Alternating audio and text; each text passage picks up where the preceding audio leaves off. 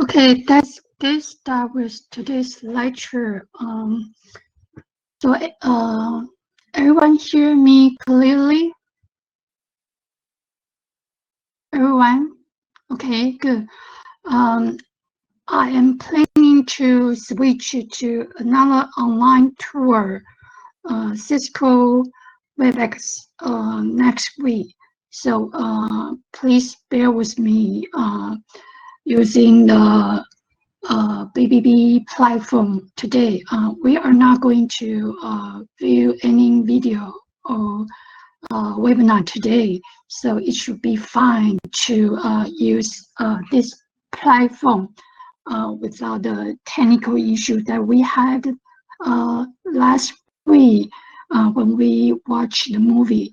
I'm very sorry. I was very sorry for the poor quality of the online learning experience last week. Okay, and before I get into today's lecture, I want to remind some of students who have not indicate which day you want to orally present your paper. Let me bring up the spreadsheet real quick.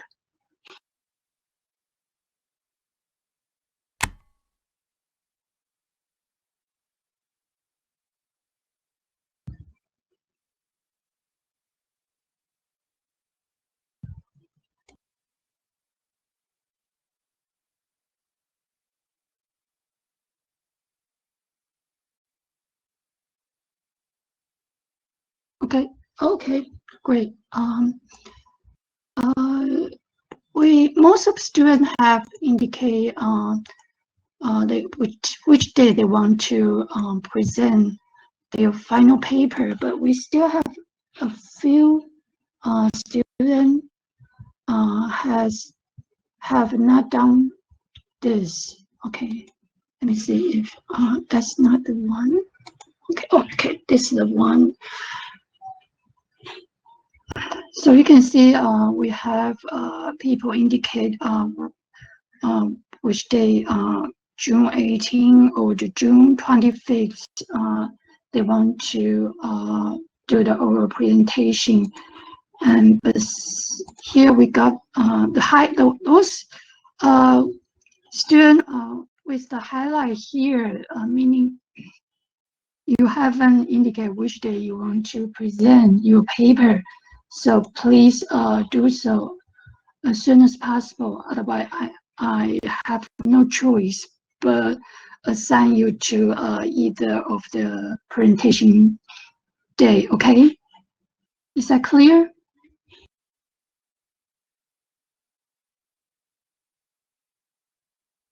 Okay, we have two groups: group 10, group 11, and individual 5. Okay, that's it. And the format of the oral presentation that I have posted in the Moodle, but I'm still thinking because I haven't used the. But that's okay. You can fill in today. I haven't used the WebEx before as a host. So I will figure out how to have the oral presentation carry out smoothly using the Cisco WebEx. Okay, I will give you the instruction later. If it doesn't work well, I might have the other alternative, and I will make announcement to you. Okay. So then start with the lecture. Now we have more students. Okay, 34 students are online. Okay.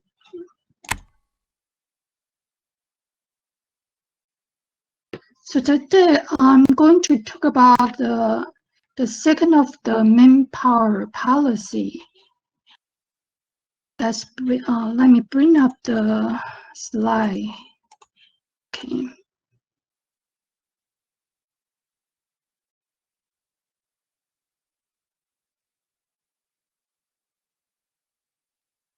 Okay, there you go.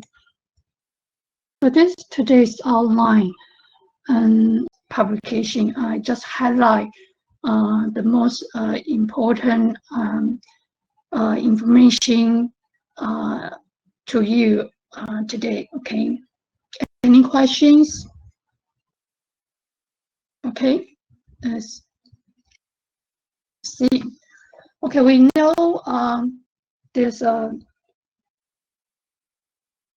article state in the WHO FCTC, and Article A formed the basis for the international action to reduce the burden of the disease attributable to the second-hand smoke, and is especially important because it creates a legal obligation for treaties party to take action. So the member state of the FCTC need to fulfill their obligation to comply with the recommendation and suggestion, as well as the guidelines set by the WHO FCTC. And so far, the overwhelming evidence of the beneficial effects of smoke-free places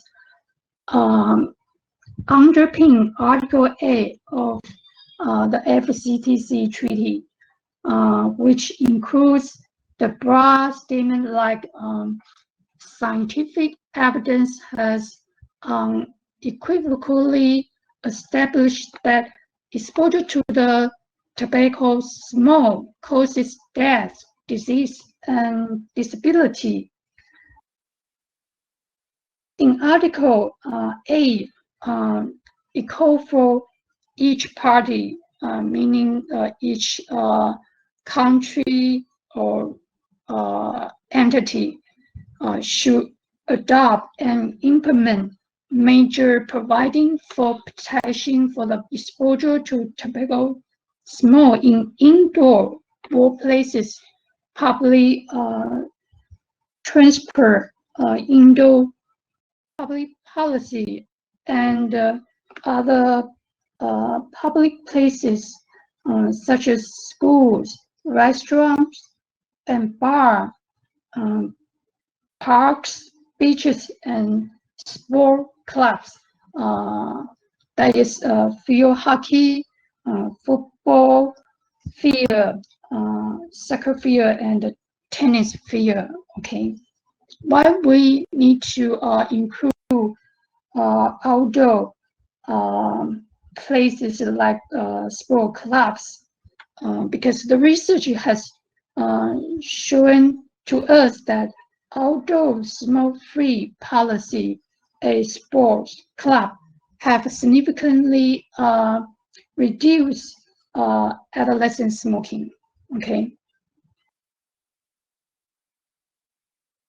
and usually when we're talking about the smoke-free policy, refer to the indoor public places. But nowadays we expand the smoke-free policy to the outdoors as well. So the outdoor smoke-free laws are typically enacted by city council or county boards of commissioner and the local boards of health at the local level, not national level sometimes. And they exercise their common authority to regulate smoking on public property.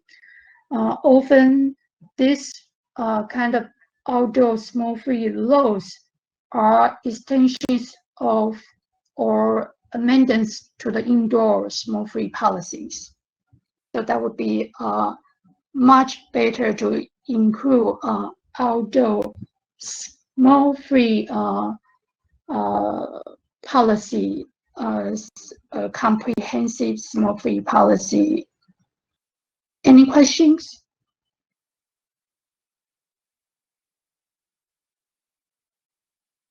Okay, so I think at the Cheng Kung University, we have a smoke-free campus policy, and everyone cannot smoke on the property of the university. And if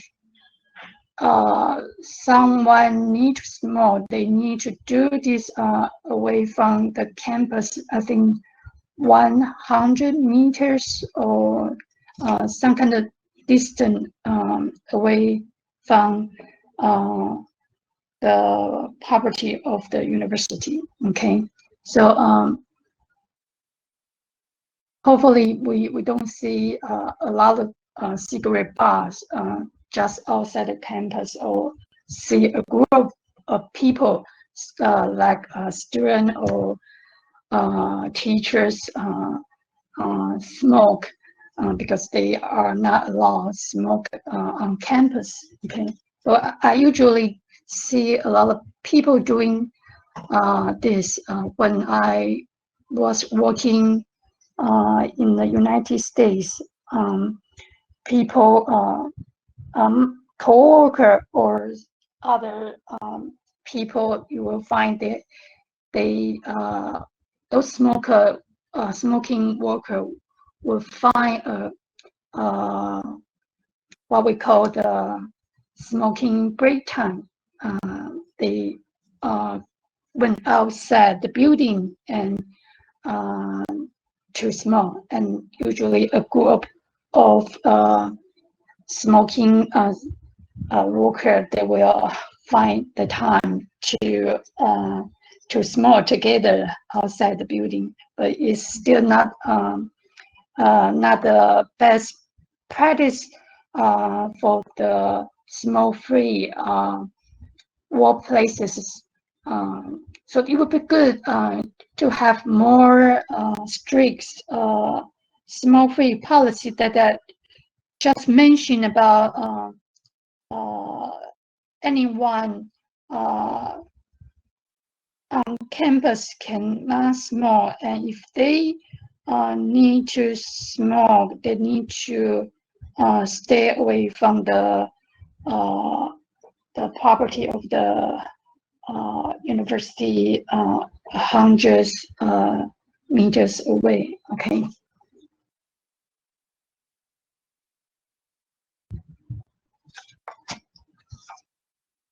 And so basically, the clean air is a basic human right. All people have a fundamental right to breathe clean air, and the completely smoke-free indoor environment without exception are the only proven way to protect people from the deadly harm of the second-hand smoke.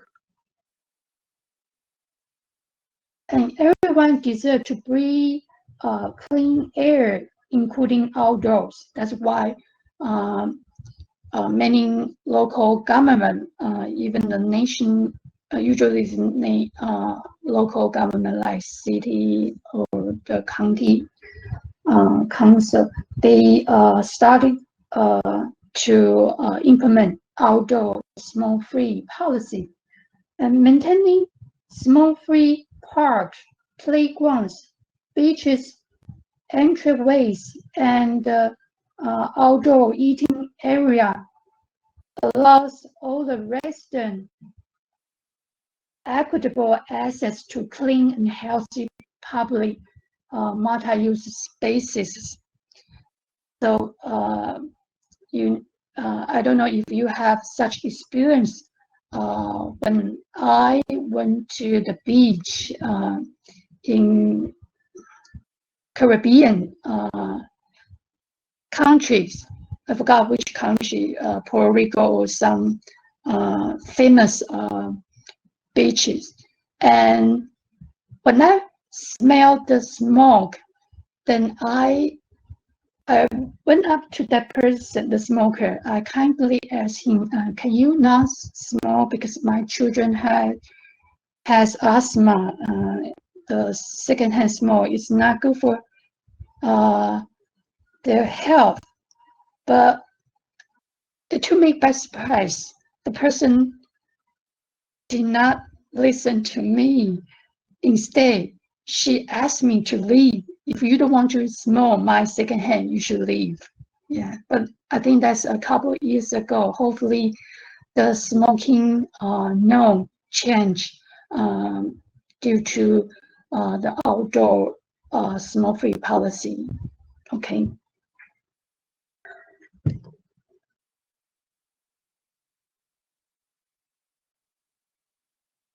So there's no safe level of the exposure to secondhand smoke, and the exposure is dangerous even outside. Exposure to tobacco smoke is proven to cause heart disease, cancer, and many other diseases. And more than, I think the data is the most recent one, more than 1.2 million non-smoker being exposed to secondhand smoke and die of this tobacco smoke related diseases. Okay. So just let you know, just 30 minutes of exposure to tobacco smoke changes the way in which our blood flow and clots, which increase the risk of the heart attack and stroke. In many countries, secondhand smoke causes more than 10% of all tobacco-related deaths. So that is a large number of non-smokers die of smoking from others. Okay, that's not just either fair. Okay.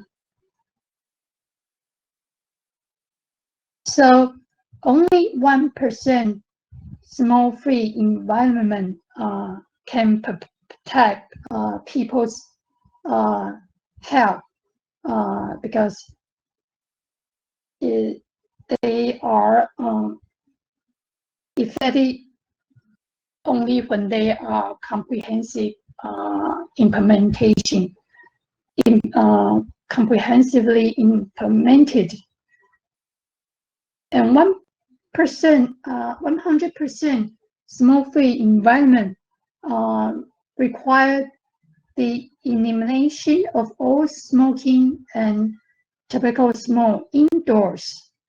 And usually you would hear some people argue they can install ventilations to build the secondhand smoke, but actually ventilation cannot protect against the health risks of the tobacco smoke at all. Okay, and maybe you already heard about this. Other than secondhand smoke, there's third-hand smoke and fourth-hand smoke. Have anyone heard about third-hand smoke?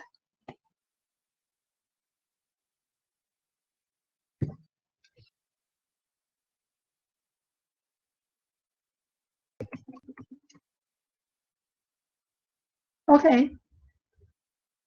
The smoke, tobacco smoke,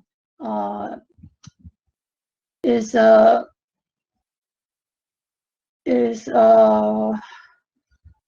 contains the many dangerous cancerous chemical during the burning process of the cigarette, and including the tar, and those chemical and tar will remain in the environment.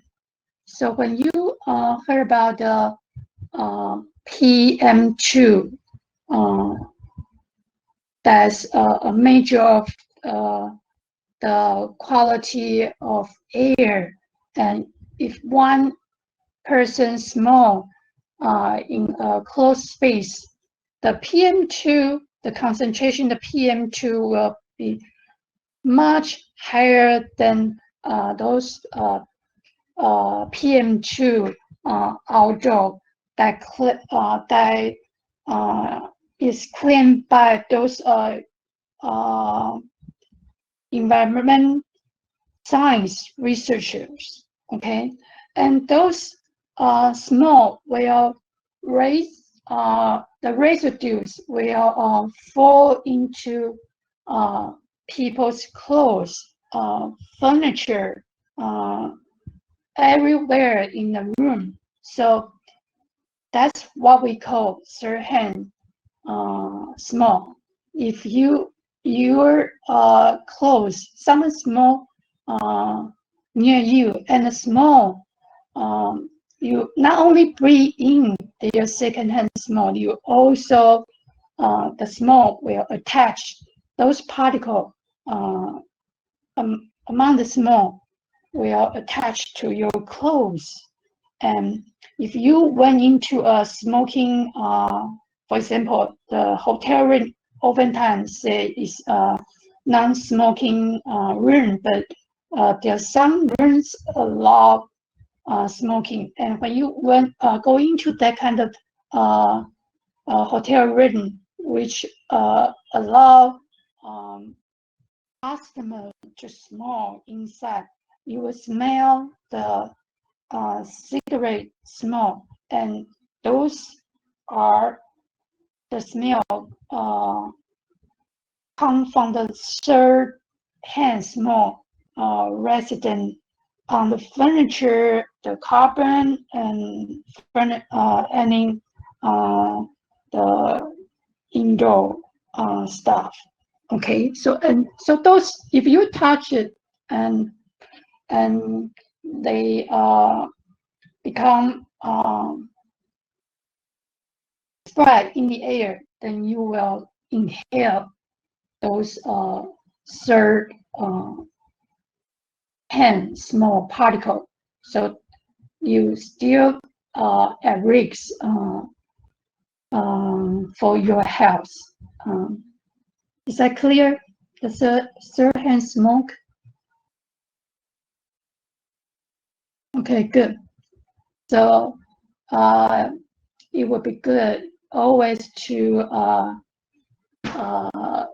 choose a non-smoking hotel room and take the taxi, which is smoke-free. That's what I have been doing.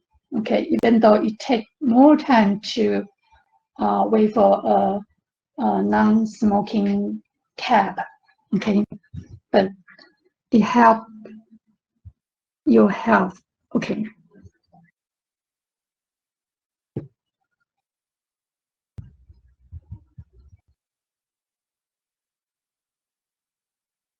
Oh, sorry. Let me go back my slide. Okay. So I mentioned this already.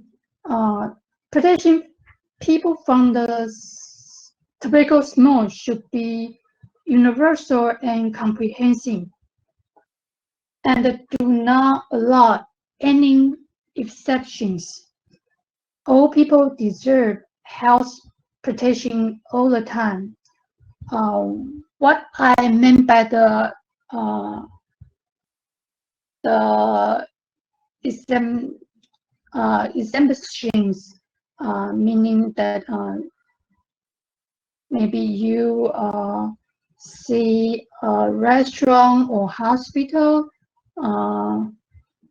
they provided a smoking area, although it's an enclosed space, but when you walk by, you still smell the secondhand smoke. That's an exception to the smoke-free policy. They still designate a smoking area for smoker. Okay, that's not what we call for comprehensive smoke-free policy. Okay.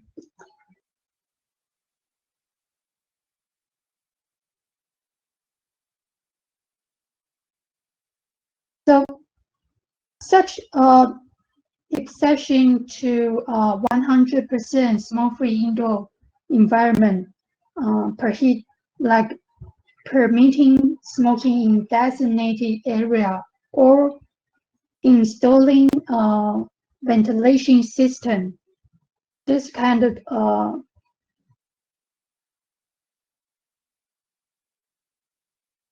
exception do not protect our health or not only non-smoker but smokers' health as well. Okay, they still smoke. They inhale the smoke. They when they smoke cigarette, but they also inhale the secondhand smoke. They are different kind of constituents in the smokes. Okay, the one they inhale and those the burning the smoke from the burning cigarette. Okay.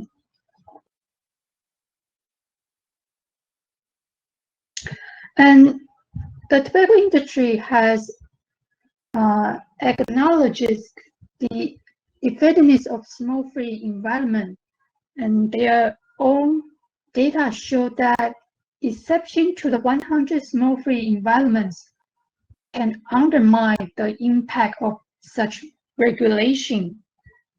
So they promote new smokeless tobacco product, and which also pose a serious risk for users' health. And they use this kind of smokeless product to circumvent smoke-free policy. Okay, so the tobacco industry, they always have their way to circumvent the effective tobacco control policy.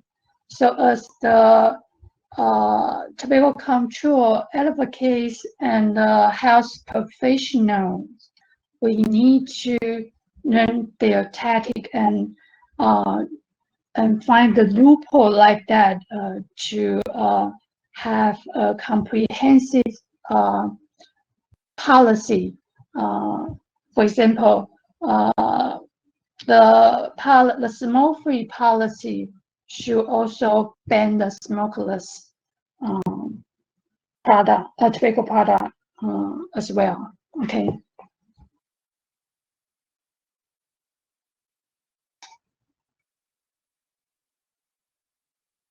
So, what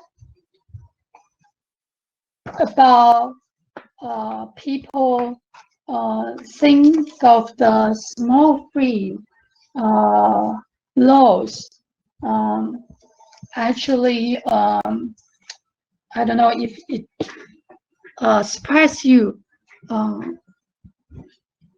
Majority of people actually support a smoke-free law, even among smoker.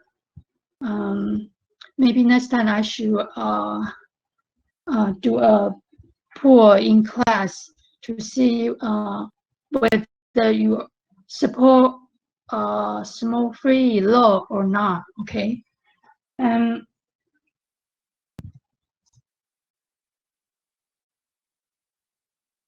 experience from many country and jurisdictions consistently show that smoke-free are practical and very popular, can be successful despite tobacco industry claims to the contrary.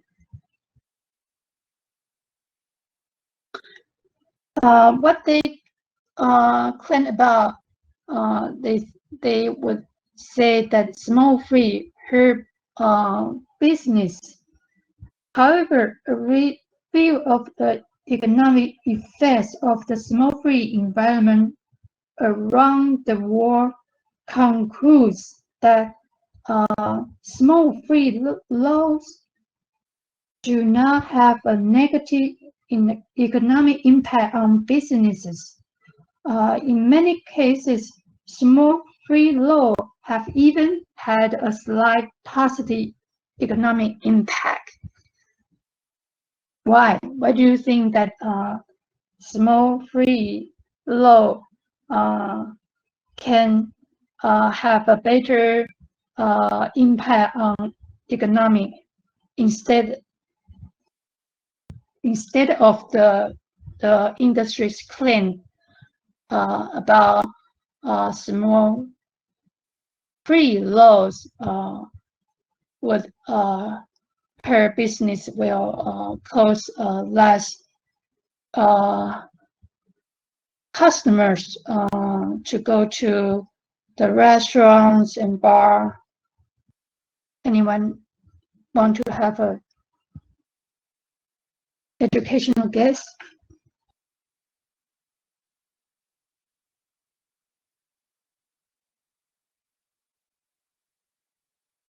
Okay, most smokers don't mind not smoking for the show while 5 to 30 minutes if you're in a business.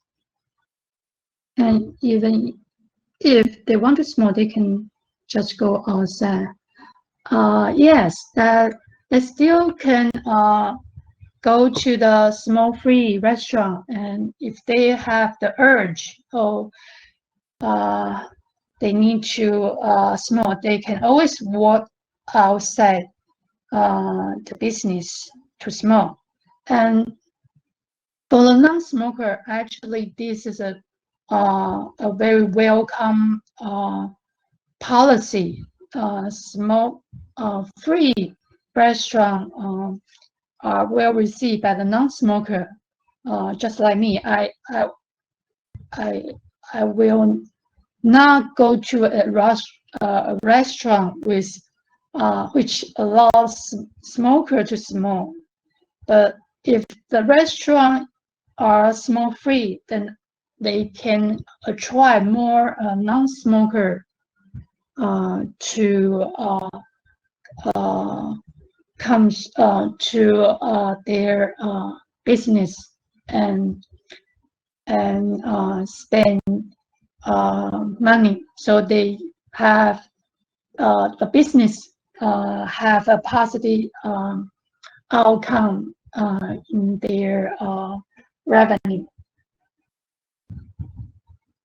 Does it make sense?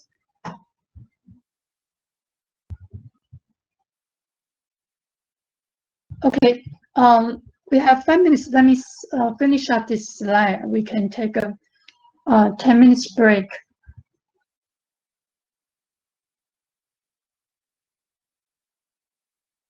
The economic impact study of smoke-free law have shown no adverse effect on bar and restaurant business or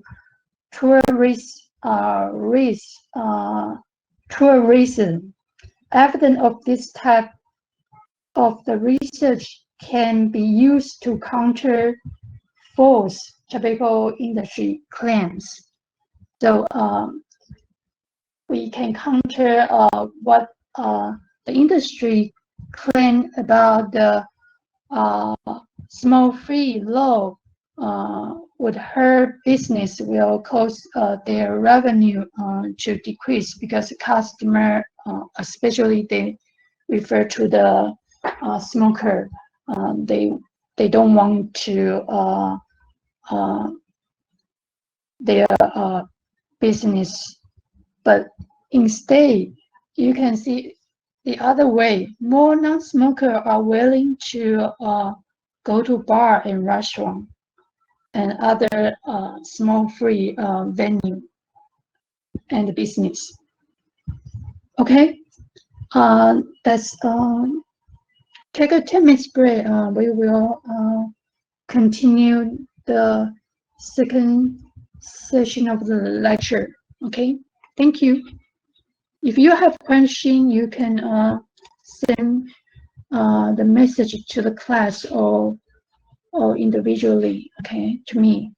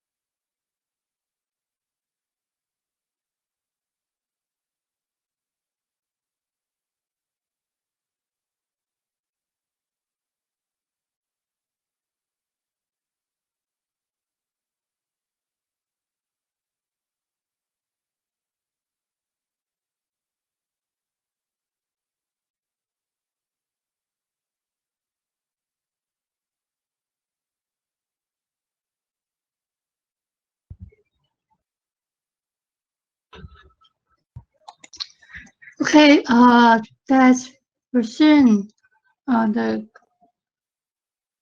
lectures, okay?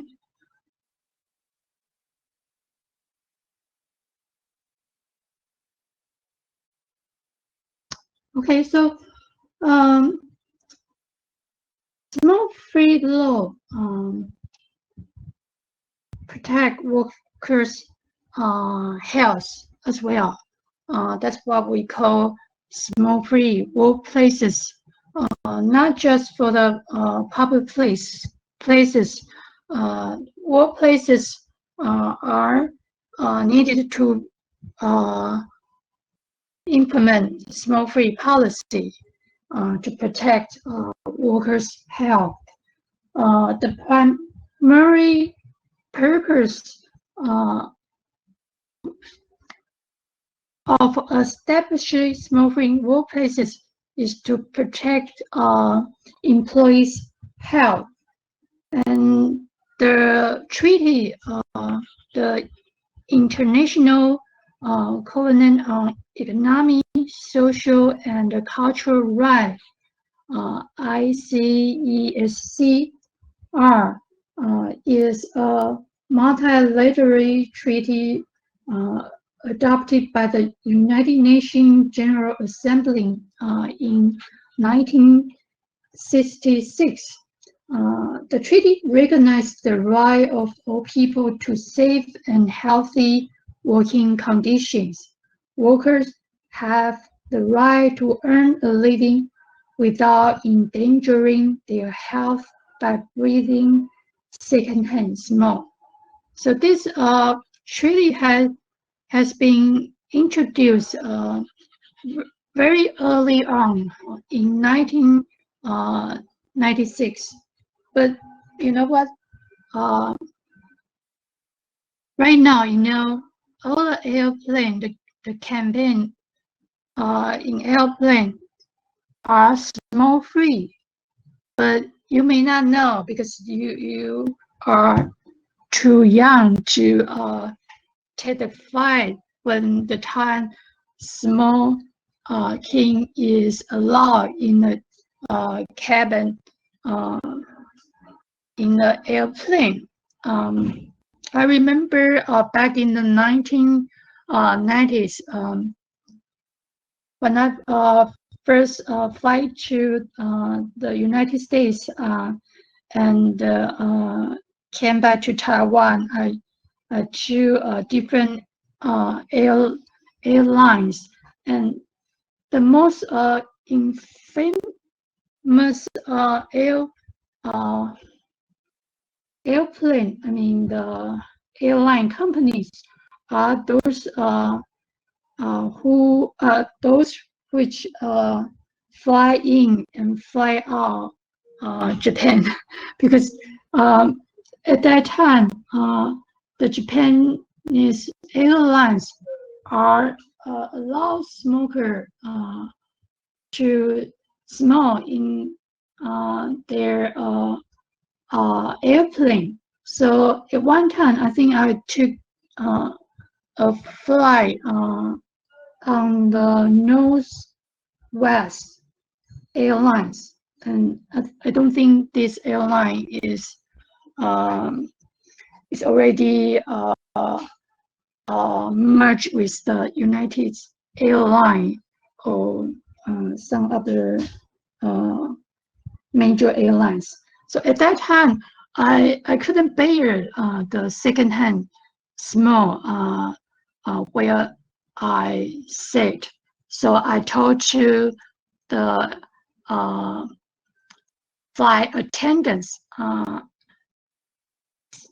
asked her if I can switch my seat to away to the front row, away from the people who smoke around me. And the flight attendant was very considerate. She said, "Okay, I know your pain because I am working on this kind of hazard working environment. I hate the secondhand smoke as well. So she tried to find me a seat in the front front cabin, and I appreciate her understanding, and also I understood her suffering in such hazard working environment. And although I moved to the sea, away from those area people where people can smell, I still smell the smoke, because the air inside the cabins are circulate, and the ventilation system doesn't work at all to filter out those small the chemical dangerous secondhand smoke. Okay, so, and I remember the flight attendant told me that please to file a complaint about smoking is allowed in the cabin, and they don't like this, but they don't have a way to prevent this smoke-free. I mean, the customer, the passenger smoke on the airplane. Okay, so but later on, there's a lawsuit filed by many flight attendants to sue the airline company that they didn't provide a safe working environment, and many of the flight attendants suffer from the heart disease and lung disease, especially lung cancer. And eventually, we have now smoke-free airplane everywhere. I don't think there's any airplane still allow smoker to smoke. Anyone have this experience? I think all the airplanes are smoke-free, right? Yeah, that's what I think. Okay, but back in that's about 2 decades ago, the smoking is not prohibited on the airplane. Okay. So, given this treaty, workers have the right to earn a living without endangering their health by breathing secondhand smoke. But up until the early 21st century, finally, the airplane becomes smoke-free.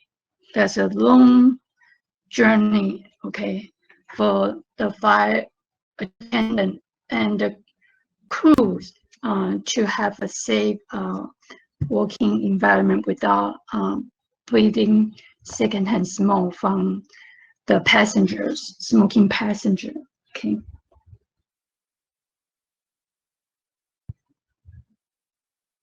A smoke-free environment can help smokers who want to quit. I think I remember I mentioned, if you remember, in the first several classes, majority of the smokers want to quit, but it's hard for them to quit. About, I think, the 60 to 70 smokers want to quit, but they couldn't quit on their own. They need professional help and nicotine replacement therapy, like that, sensation assistance program to help them quit. But the smoke-free law also provide an environment to prompt the smoker to reduce their smoking, just like Felicia, okay, like Felicia mentioning that smoker, if they go to a smoke-free restaurant, if they want to smoke, they can go outside, but at least for the time when they are in the restaurant, they need to refrain themselves from smoking, so that would reduce the amount of the cigarette they smoke. So kind of reduce the consumption of the cigarette. Okay, but given this smoke-free policy. Oh, I need to use my original slide. Okay, and in a review of the smoke-free workplaces, the average consumption of the cigarette fell by 3.1 cigarette per day per smoker, compared to those workplaces that are not smoke-free. So you can see that does help the smoker reduce their cigarette consumption given this smoke-free policy. And in a research conducted in the United States, the cigarette consumption decreases by 5% to 20% per capita in the state with comprehensive smoke-free laws. So that even better with a comprehensive smoke-free law, because if the smoke-free law is partial, like still having a designated smoking area, people, the smoker would not reduce their smoking. They will just go to the designated smoking area and to smoke. Okay. Any question so far?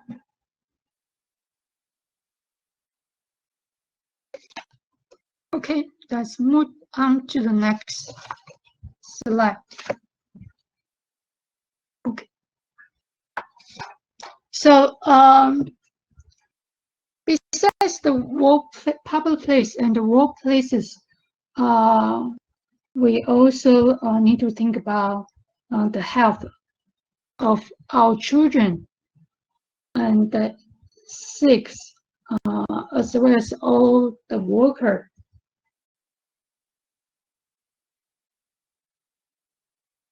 Such comprehensive smoke-free can protect our kids, the people who are sick, and all workers together.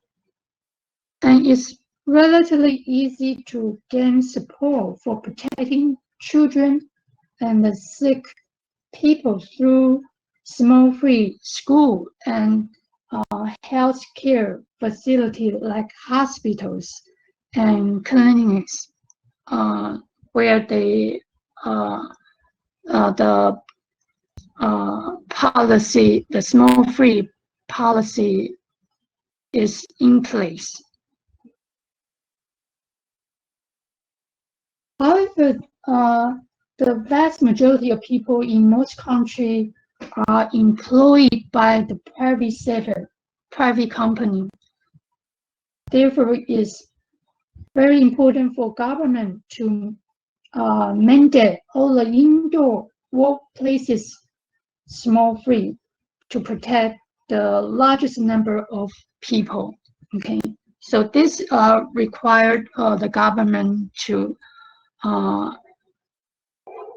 enact smoke-free policy at workplaces, because if this policy is voluntary, then the private sector, the private company would not feel obligated to ask the worker not to smoke during their working hour, or do not implement the smoke-free workplace.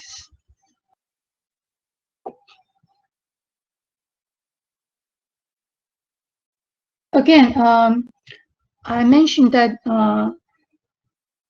the smoke-free laws are against by tobacco industry. They claim the smoke-free laws hurt business, but I think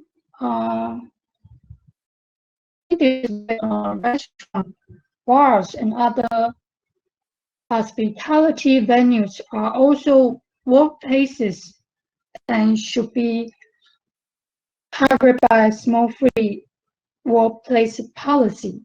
So it's not just the benefit of the employer or the owner of the business, but also the right of the health of the workers. Okay. So it's important to counter the perception that smoking is necessary to restaurants, bars, and other hospitality venues. And before the government implementing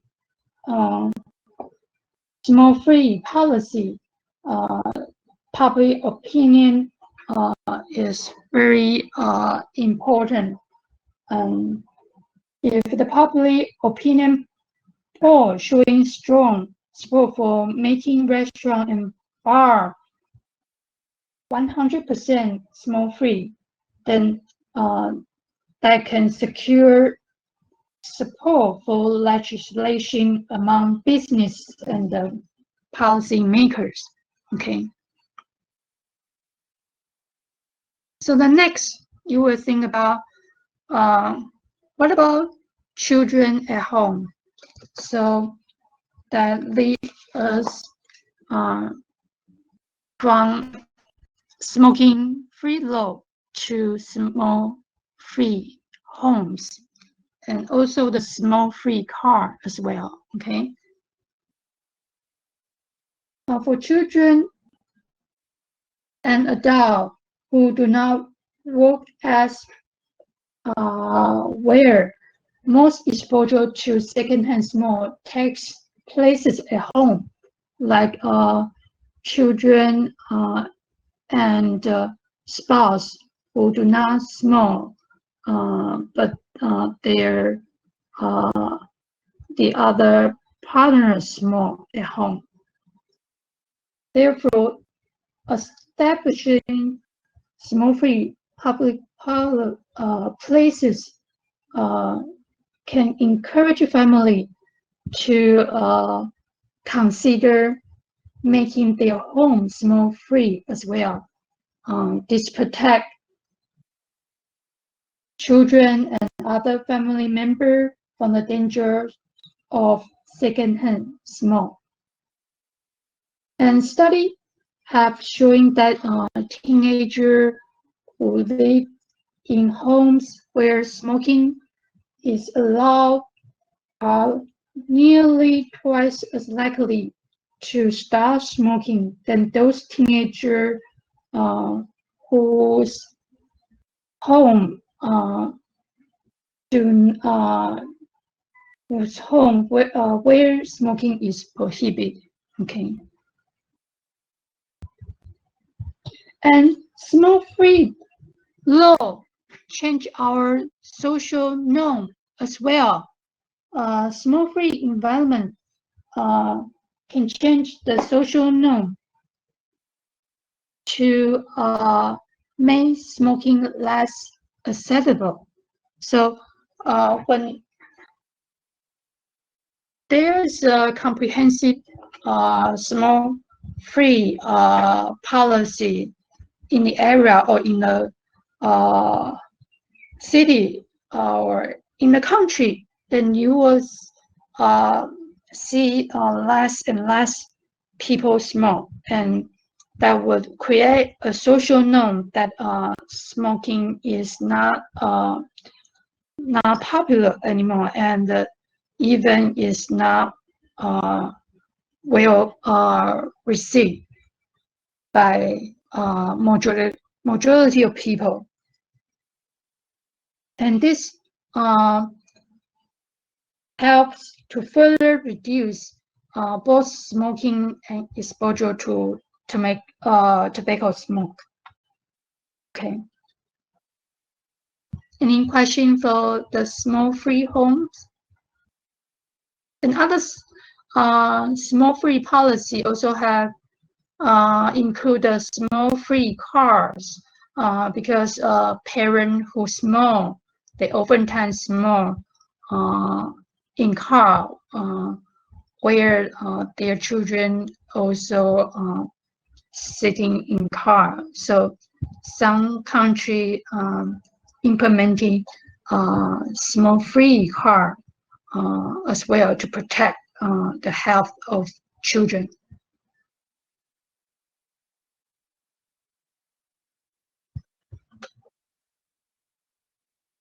So what if you are tobacco industry, what would you do to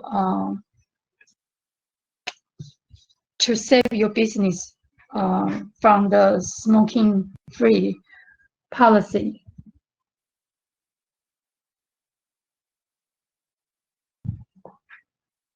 What would you do? What kind of effort that tobacco industry would make to stop smoke-free policy or circumvent this policy?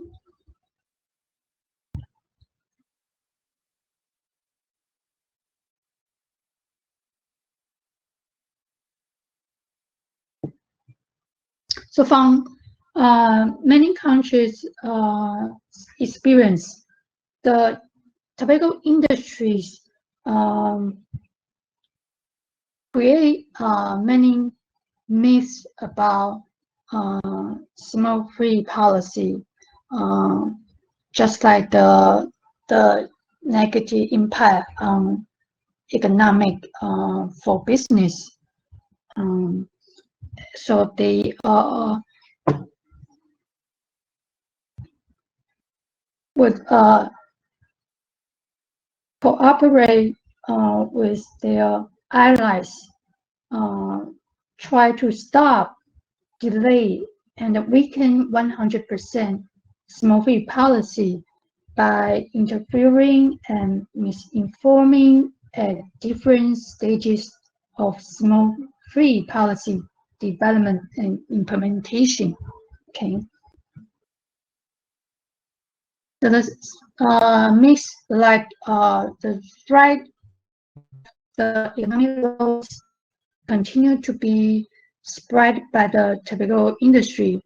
This myth and opposition can be anticipated and easily countered by research that I mentioned earlier.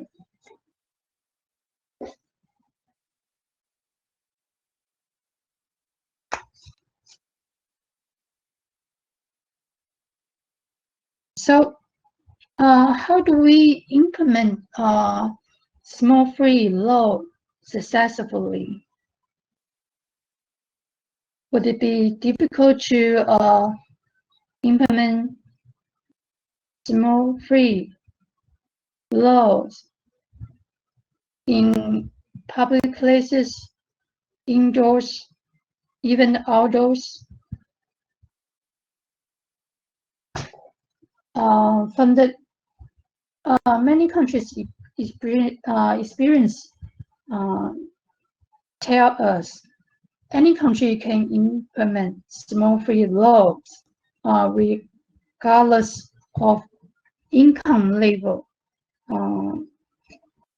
can develop and introduce smoke-free law effectively by following the Article 8 guidelines.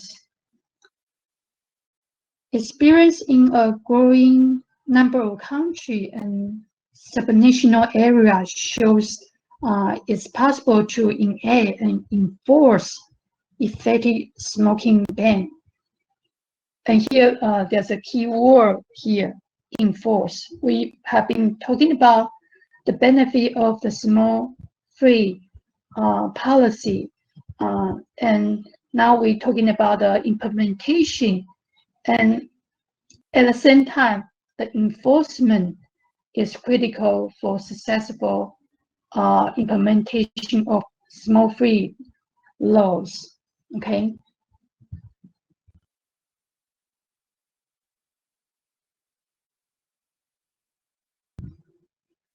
So before implement smoke-free laws, to gain public support for smoke-free law is critical to the success of the smoke-free policy. Such support can be gained through the effective education from government to the public about the harms of the secondhand smoke exposure, and an explanation of the law of the children, workers, etc.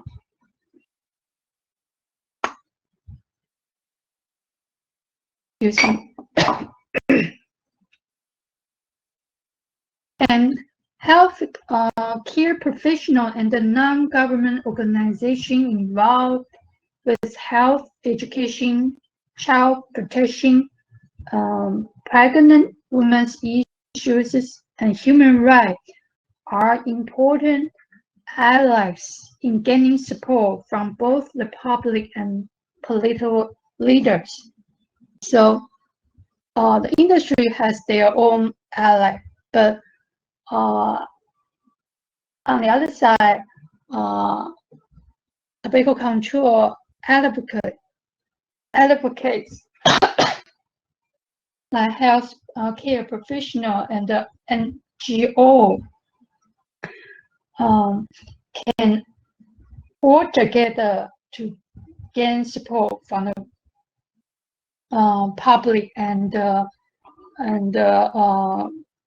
political official. Excuse me. In addition, support of the trade union and other worker group is also critical to implementing workplace smoking ban. So the union can organize excuse me, non-smoking worker to promote smoking free policy to their employer. Okay.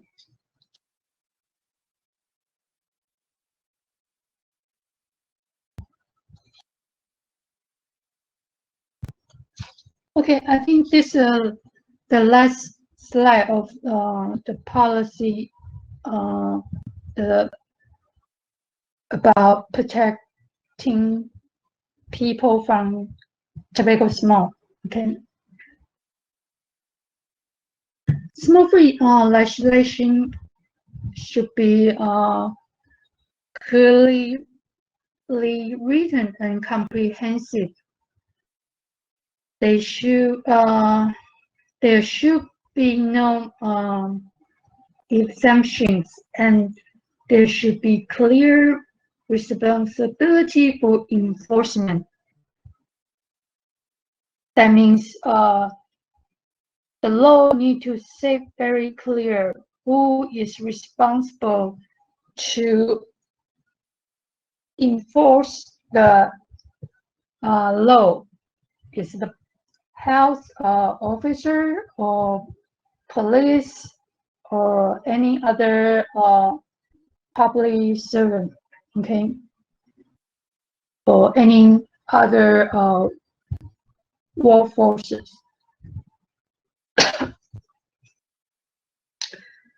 And the law should clearly define the act of smoking.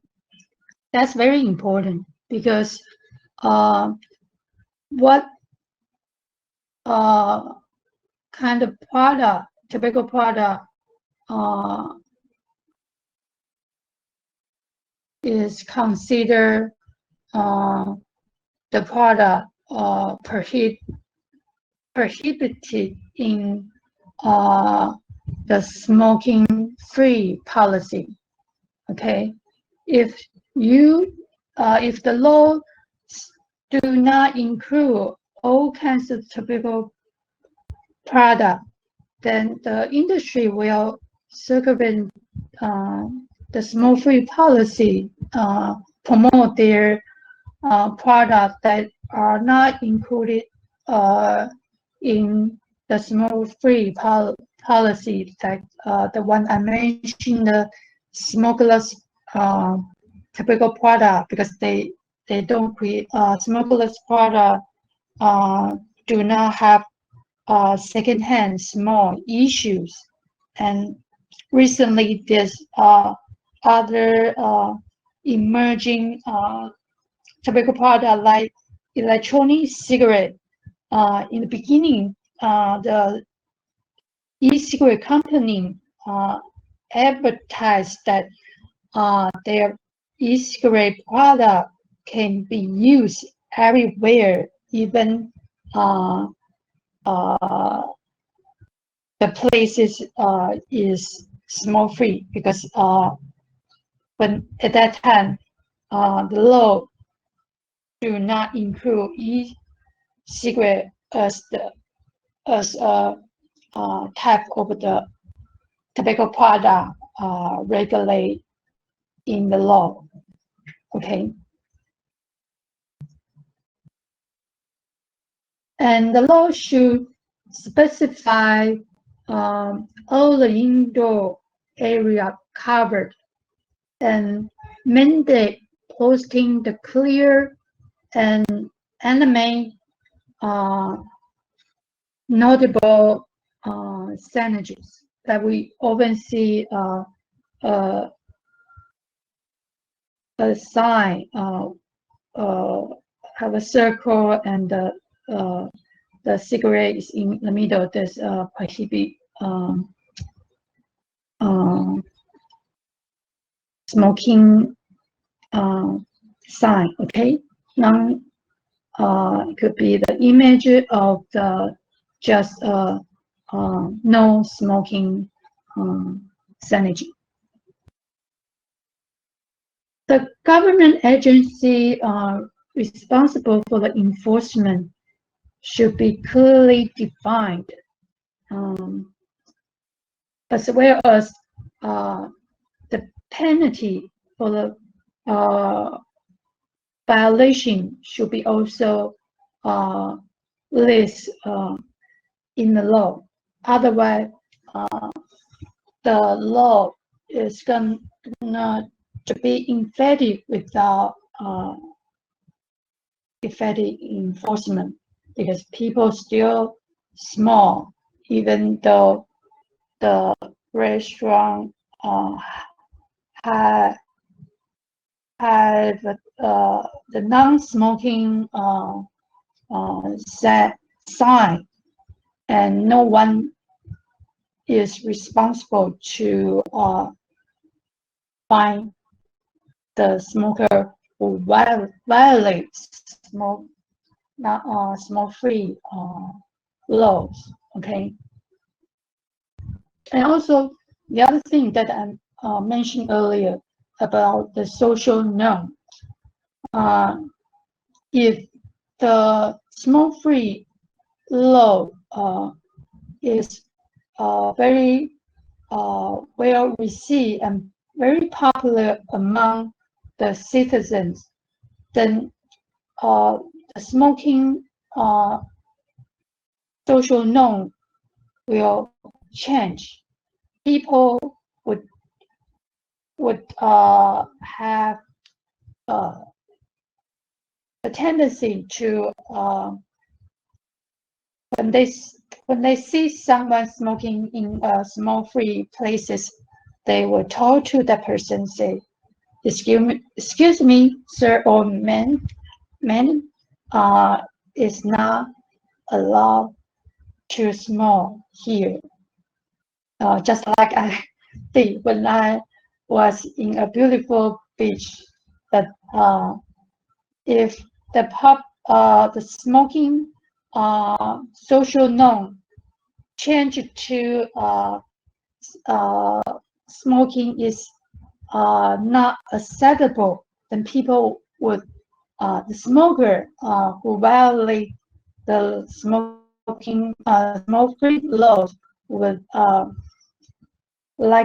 be likely to start smoking when people ask them to not smoke. Okay.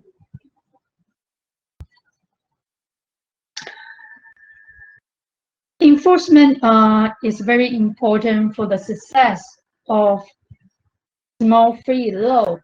Once enacted, law establishing smoke-free places must be well enforced. Okay, otherwise the smoke-free law just a written word. There's no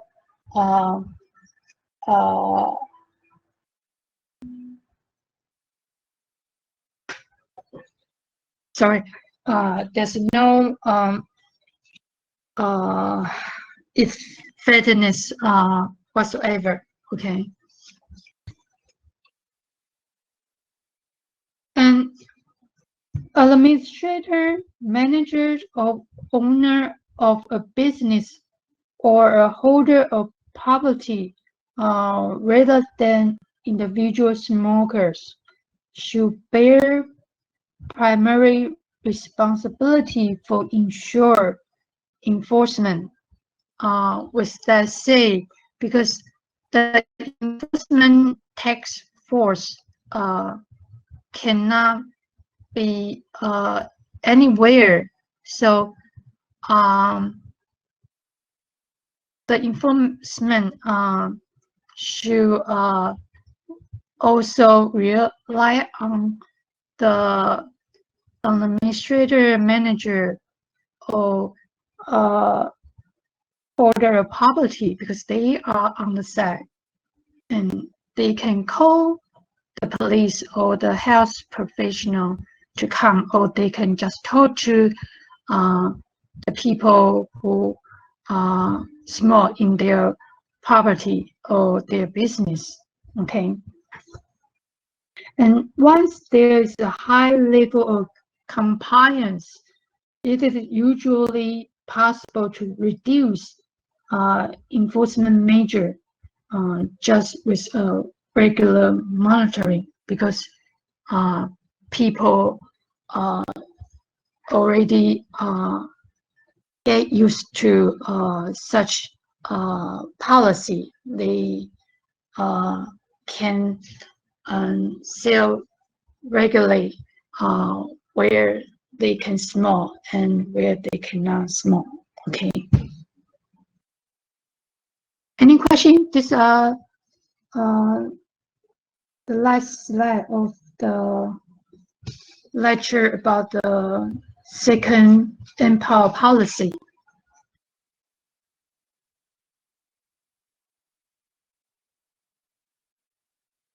Okay, so let's take a uh, 10 minutes break.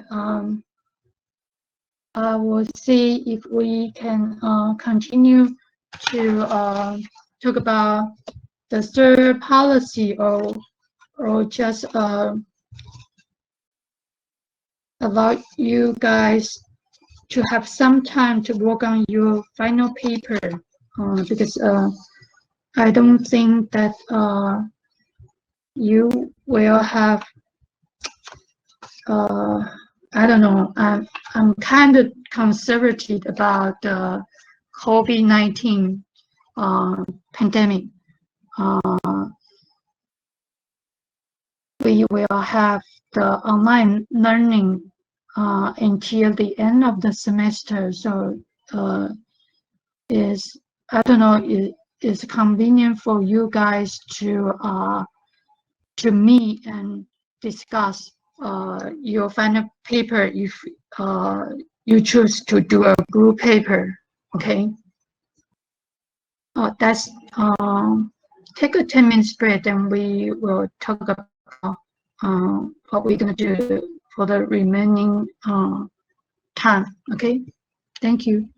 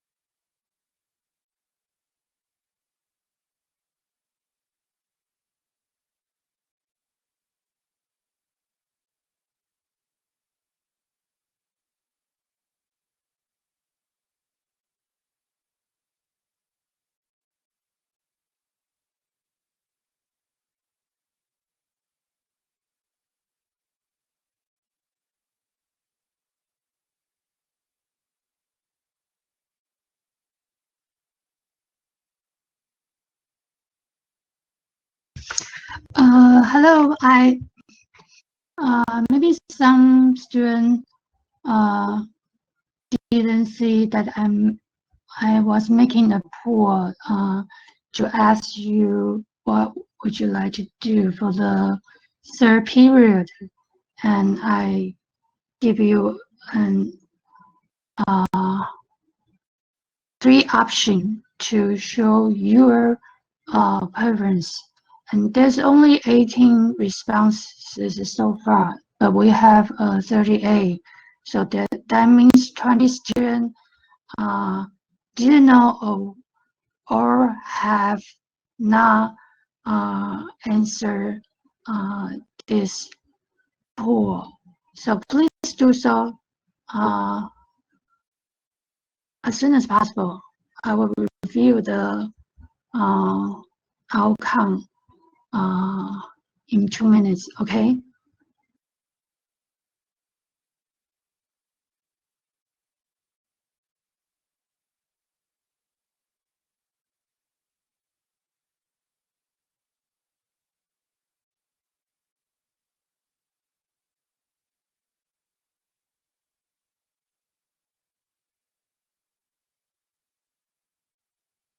At the meantime, if you have any question about the final paper, and as well as an individual assignment, and about your thinking, what you can contribute to any of the SDG Sustainable Development Goals related to this course, you can ask me the question now or after the class, okay? Okay, let me refresh the response, then we will review what would you guys decided to do, okay? 23, okay? Let me show the response. Okay. You see, you didn't see the, okay. Let me, I see the response, okay. I need to share the result to you, so I need to get out the screen first and share the outcome to you.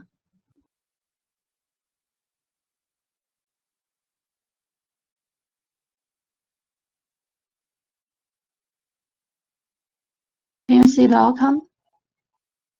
No? Okay, it's running.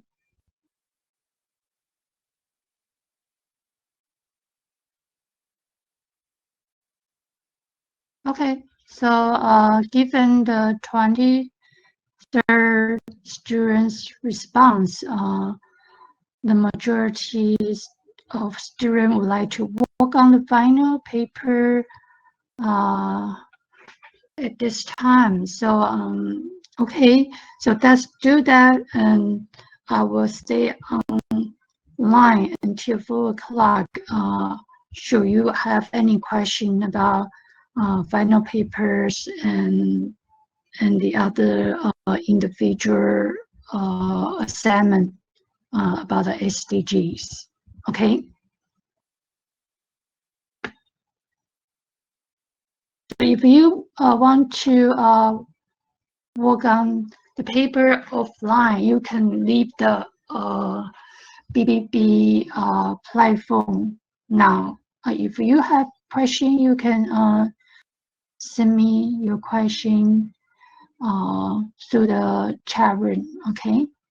Or in the to the class, or individually, individual chat room.